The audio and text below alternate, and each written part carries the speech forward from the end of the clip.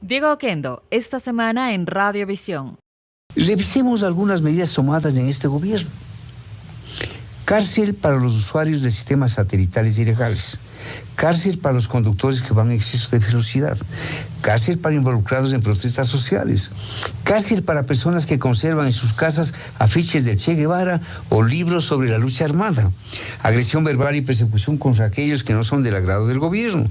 Cárcel para quienes manifiestan públicamente su desagrado con el actual mandatario, etc. El mismo cuento de siempre. El cuento de la criminalización de la protesta social. La misma que se anuncia desde el extranjero con informes que son reproducidos sin más por los medios mercantilistas que no se preocupan en leerlos en su integridad, porque si así lo harían, nos comunicarían que el informe de un investigador de Amnistía Internacional recoge en su mayoría casos ocurridos en gobiernos anteriores.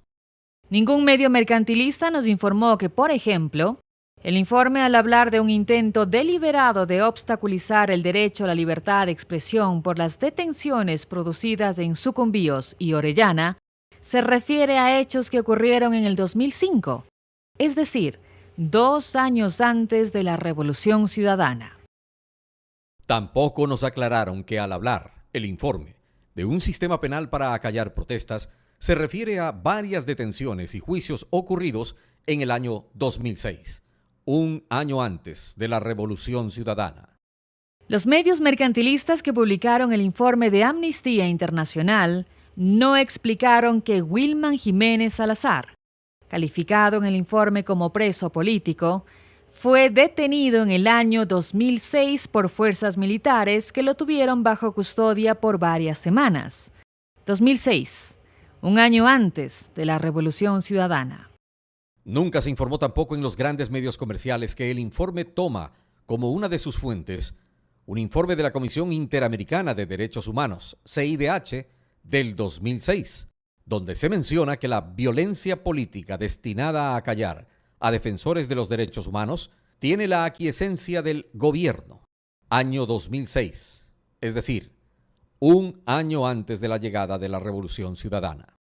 Tampoco los medios mercantilistas, los mismos que hablan con frecuencia de una protesta criminalizada, informan que de los 6 casos concretos mencionados en el informe, solo uno está aún bajo investigación por la muerte del profesor Bosco Huizuma, por una muerte y no por una protesta social, como nos quieren hacer creer.